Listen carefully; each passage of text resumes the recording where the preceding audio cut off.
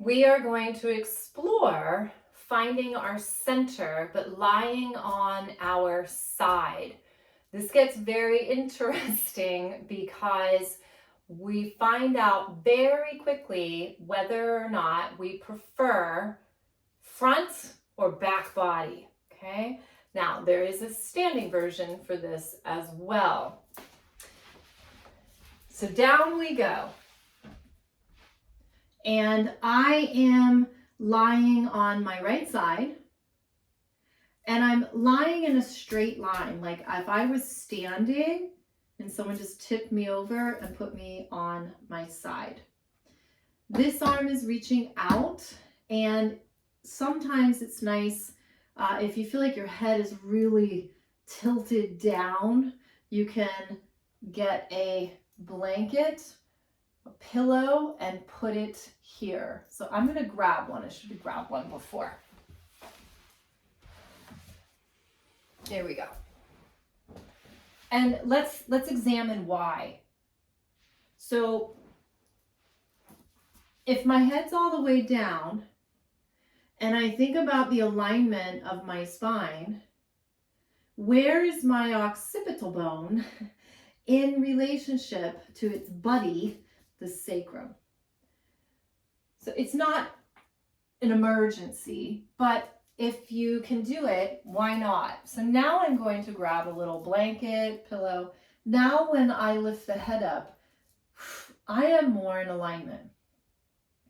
And so this is a clearer center. So it's going to help my limbs figure out where they need to be, and everything will be more efficient.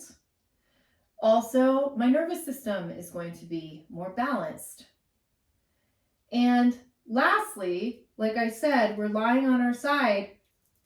Gonna find out, do you like to be more in your front body or your back body? So back body tends to be that kind of archy. And which way do we roll? We fall this way. And front body tends to be a little bit more flexy, and we fall this way. So let's not fall either way. Let's find our balance.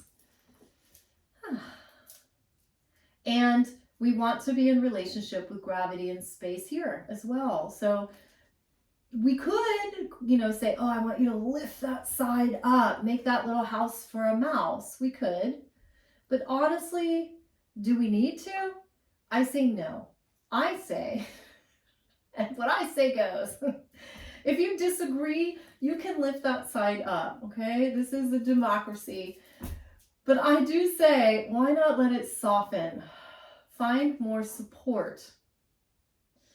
Now, this hand can come in front, excuse me, for a little extra balance support. And we're going to begin to lift and flex and lower. And lift and flex and lower. So this is a really typical side leg work from Pilates mat. And your spine is organized and soft. And the tail can have a reach to it. And we do one more. And then we're going to point the foot. Now we're going to circle. And this is where having a clear sense of center is super helpful. So this leg understands, this pelvic half understands, I am not part of the spine. Your sacrum and your tailbone understand that they are. So what you get is this freedom in your hips. And let's reverse it. So you can feel your center even as your legs move. Last one, and done. Now we're going to lift both legs at the same time. And now the legs are becoming a continuation of the spine. So there's the tail, and then the legs continue. It's like a little mermaid tail, and then lower. So now we want the sacrum, we want the tail to be moving with the legs. And this side is moving into the ground. Can you feel that? Let it move there. It's going to create that supple support so that the legs can flow upwards. So again, we are not fighting ourselves, we're working with ourselves. Now let's pike the legs forwards and we'll flex the feet. And this becomes very interesting very quickly. Sacrum and tail, part of the spine. Sacrum and its buddy, occipital bone, they are in line with each other. But my hips and my legs and my feet, they're able to move and do their own thing. And the reason why is because we're really clear and organized around our center. So let's lift the top leg and we're going to do a side kick. And we're going to go slow first so that we can really feel my tail is not part of my leg. It can actually reach behind me as my foot reaches forward. Then I can point the foot and I can reach that leg back and I can draw up my center and I can flex and feel my tail reach back and then point. Let's do two more. Little flex of the hip, but reach of the tail and point. Flex of the hip, reach of the tail and point. Now let's change our tempo and let's do 4 a little faster. And we just have to find more control and we have to get integrated quicker. Last one. Now, let's go into a little swimming move. We could call this bicycling. We draw the leg forward. We have to think tail's going to reach back. Sweep the leg through to the back. Bend and extend. So the limbs get all the glory, right? They get to get all the compliments. Look at that beautiful leg. But it would be nothing without the spine, without being clear where our center is. And then let's reverse it. Sweeping through. Bend, avoiding my bolsters. Sweeping through. And you can always, flex and point the foot. You can play with that. I'm just sticking to that awareness of the energy in my tail. And how this side is really my support. Supple support. Last one. And then just bring those legs together and bend. And we're going to roll into this hand, give a little push to come up. And let's do all of this on the other side.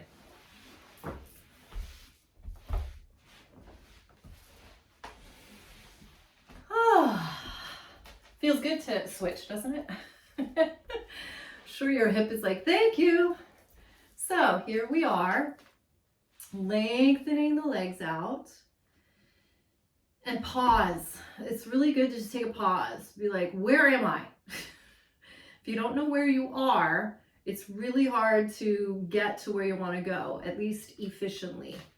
So take that moment to feel where you are. Is there anything you want to change? I'm like, you know what? I think my legs would probably be a little bit more in line. And this side feels different to me than the other. I don't know if yours does. This does not feel as integrated. I feel more wobbly on this side. And it's not that we have to have judgment about it. Like, oh my God, I can't believe I'm wobbly on this side. This is ridiculous. It's simply like, oh, this is different. So I'm going to pay attention. So from here, you're just going to point lift and flex and lower. Lift and lower. And checking out, like, where's my tail? It's side leg work time. Do you know where your tail is? And lift and lower. Now let's move into circles. And this is where having that knowledge of, yep, I have a center and my limbs grow out from that is super important. And then reversing.